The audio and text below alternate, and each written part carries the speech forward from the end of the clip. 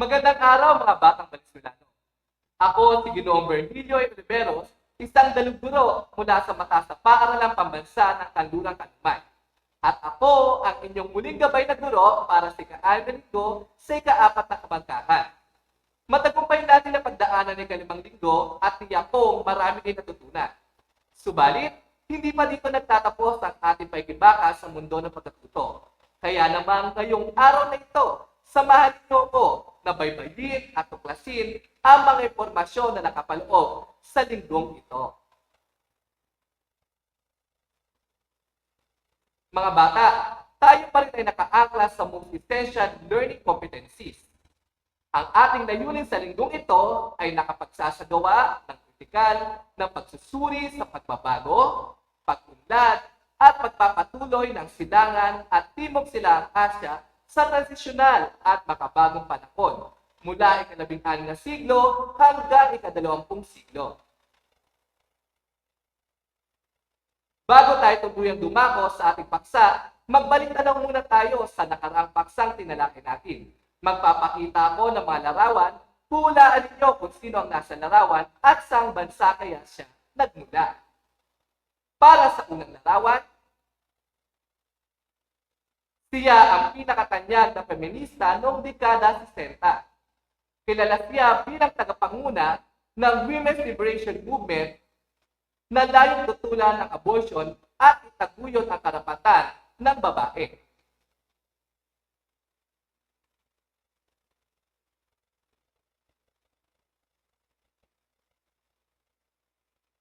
Mahusay mga bata, siya si Mitsu Tanaka ng bansang Japan.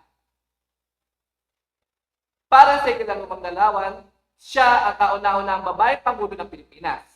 Iniluklok siya bilang Pangulo sa pamamagitan ng Mapayapang Revolusyon noong Pebrero 25, 1986. Tinagurian siya bilang ina ng demokrasya dahil sa pagsuporta niya sa panunumbalik ng demokrasya sa Pilipinas.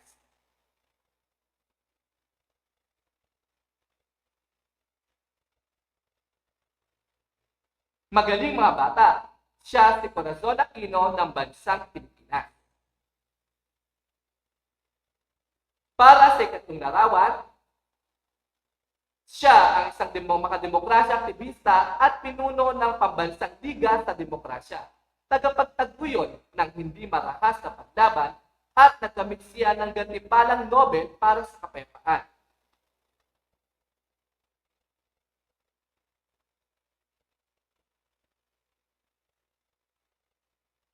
Tama mga bata, siya si Aung San Suu Kyi ng bansang Myanmar. Para sa ika-4 na larawan, siya pinuno ng Indonesian Democratic Party of Israel.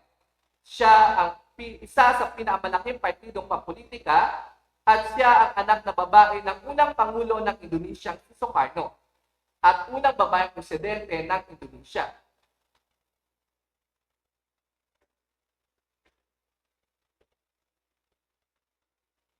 Nakakabilib ang sa inyo mga bata.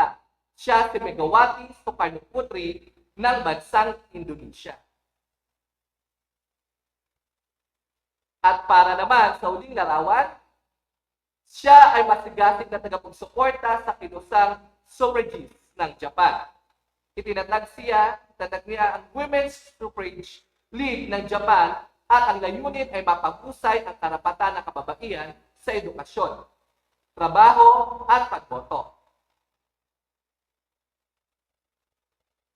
Kahanga-hanga ang husay ninyo mga bata. Siya si Ishikawa Husei ng bansang Japan. Kung tama ang inyong lahat ng sagot, nagpapakita lamang ito na marami kinututunan sa mga nakarampaks ang tinalakay ng nakaraang linggo. Mga bata, bago tayo tuluyang pumasok sa ating paksa, maglaro muna tayo ng logo quiz. Mga bata, alam kong hindi bago sa inyo ang laro ito. Magbibigay ako ng 5 logo at huhulaan ninyo anong relihiyong kaya tinutukoy nito. Bibigyan ko lamang kayo ng 10 segundo sa bawat puzzle. At maaari nyo lamang i-type ang inyong sagot sa comment box. Ano? Excited na ba kayo? Kung ganon, simulan na natin. Para sa unang logo, ito ay relihiyon ng mga naliwanagan na idinatag ni Siddhartha Gautama at nagsimula itong umalat sa bansang India.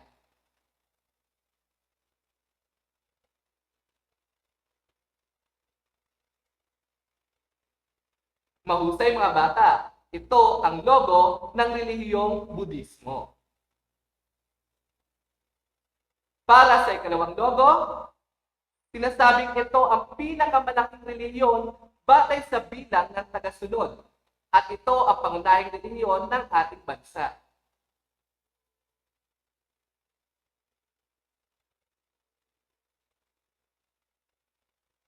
Magaling mga bata, ito ay ang relihiyon Kristyanismo.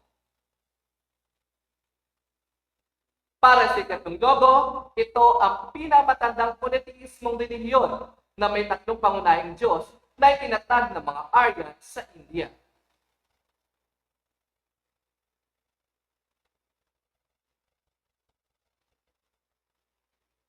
Tama mga bata, ito ang logo ng relihiyong Hinduismo.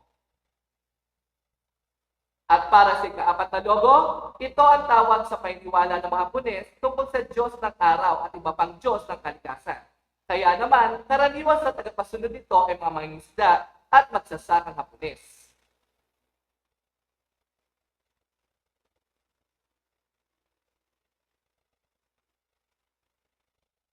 Tama muli ang inyong sagot, mga bata. Ito ang logo ng relihiyong Shintoismo. At para sa huling logo, ito ang relihiyon ng mga Muslim at sinasabi pangalawa sa pinakamalawak na relihiyon sa daigdig.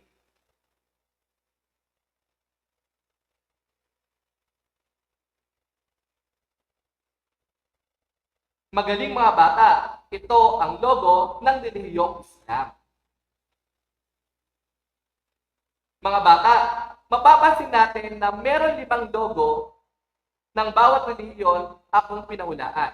Ito ay ang relihiyong Budismo, relihiyong Kristyanismo, relihiyong Hinduismo, relihiyong Islam, at relihiyong Shintoismo. Sa tingin nyo, mga bata, ano kaya ang pagkakapareho ng relihiyong ito?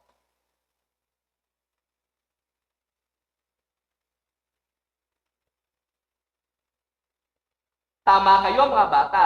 Ang mga nasabing relihiyon ay may malaking bahagi ginagampanan sa pamumuhay ng mga Masyano. Ang kaalaman sa iba't ibang relihiyon ay makakatulong upang lubos maunawaan ang uri ng pamumuhay, tradisyon, at kultura ng mga mamamayan sa bawat bansa sa Asya. Kaya, tara na! Ating alamin ang mga bansang may paniniwala at tradisyon na naimpluwensyahan ng kanilang relihiyon.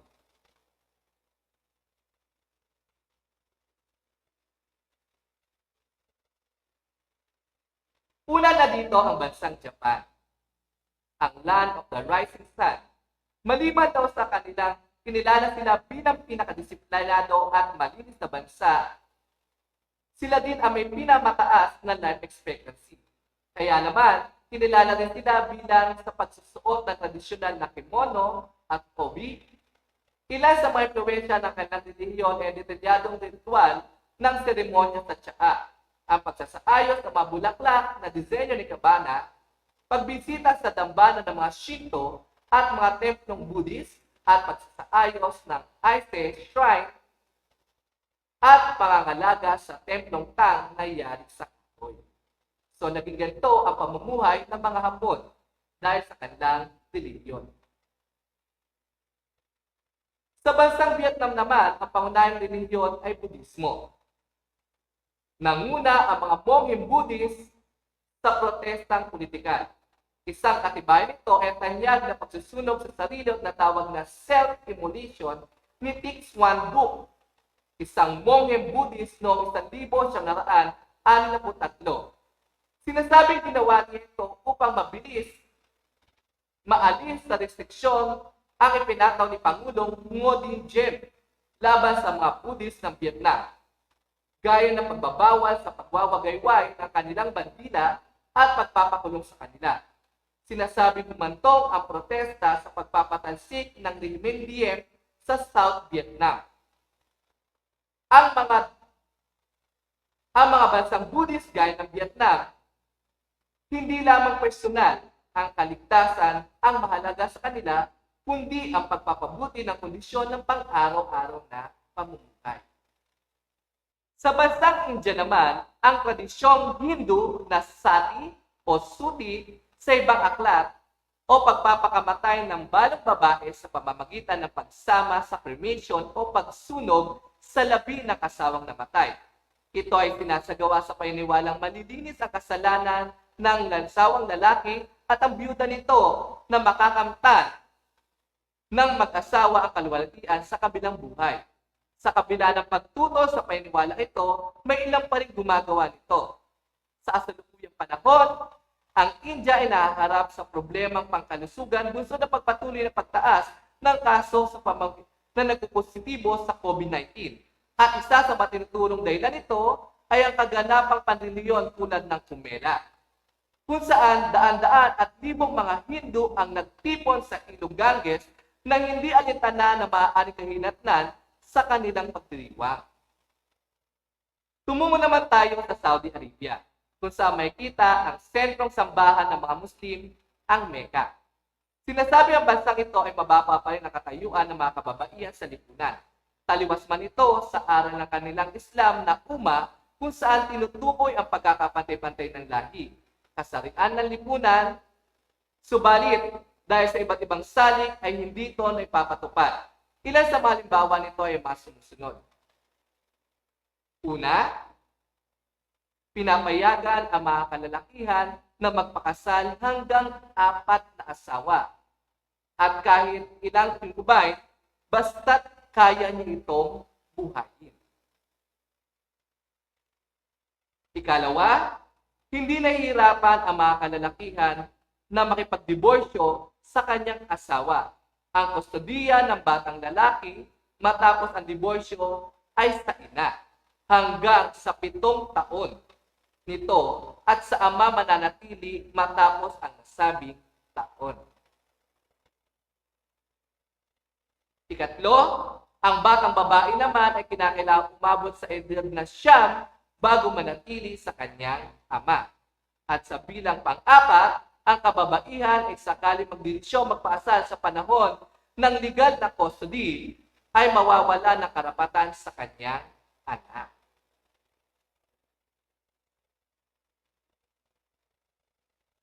Sa bansang Afghanistan naman tayo, sinasabi ang diskriminasyon sa mga kababaihan ay nagsimulang lumaganap nang nangibabaw dito ang mga Taliban.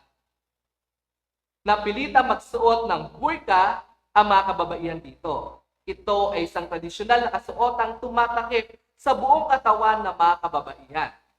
Tinanggal din ang karapatan sa pagboto, magtrabaho, at tumanggap ng benepisyong pangkalusugan ang mga kababaihan roon.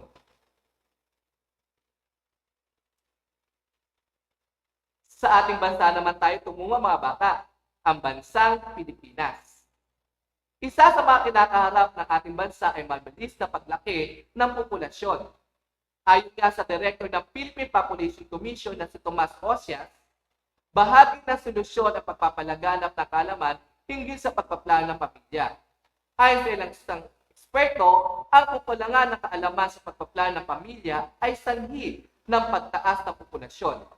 Sinasabi isa sa mga dahilan nito ng pagdami ng kaso ng HIV o AIDS.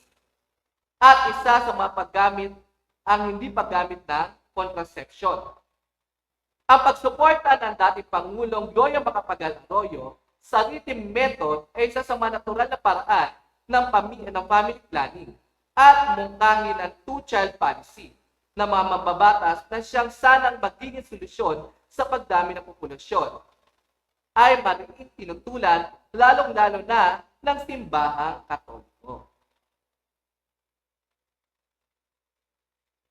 Ngayon mga bata, tapos na ang ating talakayan. Nais kong subukin ang inyong mga natutunan sa paksang aking tinakay. Meron tayong maikling pagtataya sa pamagitan ng tama o mali.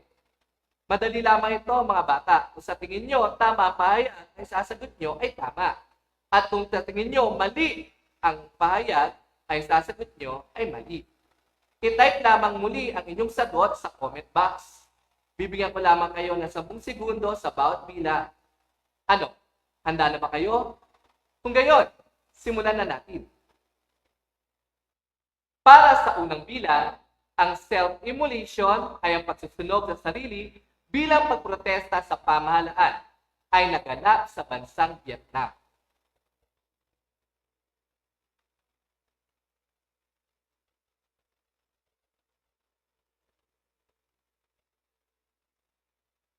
Mahusay mga bata, ang tamang sagot ay tama. Para sa ikalawang bilang, ang Quran ay isang aral ng Islam kung saan tinutukoy ang pagkakapantay-pantay ng lahi, kasarian o lipunan.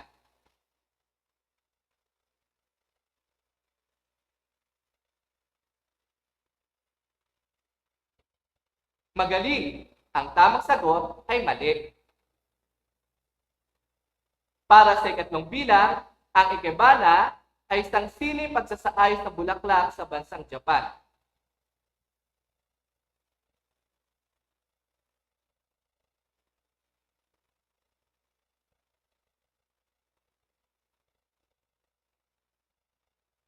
Mahusay, ito ay tama.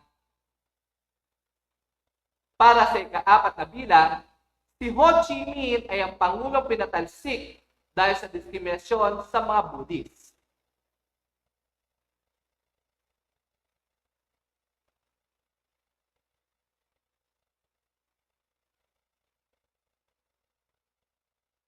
Magaling, ang sagot ay mali.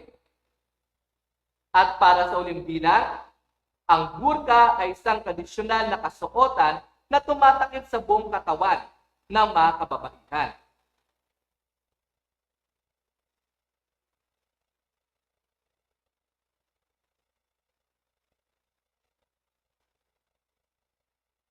Magaling, ang sagot ay tama. Sa lahat na nakakuha ng tamang sagot, binabati ko kayo sa inyong pinakitang husay. Para sa inyong takdang aralin, nais kong sagutin ninyo ang mga sumusunod na tanong. Una, sa iyong palagay, bakit hindi sumang-ayon ang simbahang Katoliko Romano sa paggamit ng contraception? Ikalawa, sa paanong paraan na ipapakita ng bansang Japan ang impluwensya ng reliyong Shintoism at Buddhism? At ikatlo, bilang miyembro ng pamayanan, malaki ba ang impluwensya sa iyo ng reliyong kinabibilangan mo? At paano ito naka-impluwensya?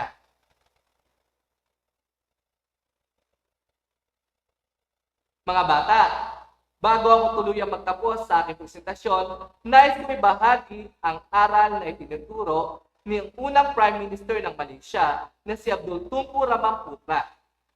Ang sabi niya, "Let us remember that unity is our fundamental strength as a people and as a nation." Sa kasalukuyan, tayo pa rin ay nakikibaka sa pandemya. Sa gitna ng ating pagkipaglaban, tandaan natin na ang ating magiging kalakasan ay ang pagkakaisa bilang isang tao at bilang isang bansa.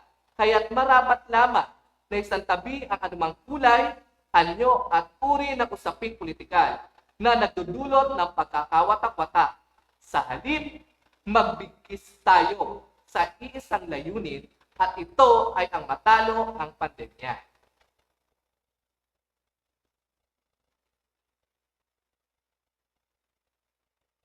Nais ko din pasalamatan ng mga aklat, module at website na pinagkunan ko ng may impormasyon, datos at larawan para mabuo ang aking presentasyon. Muli, ako si Ginoong Virgilio Oliveros. Hanggang sa susunod na pagkikita, paalam!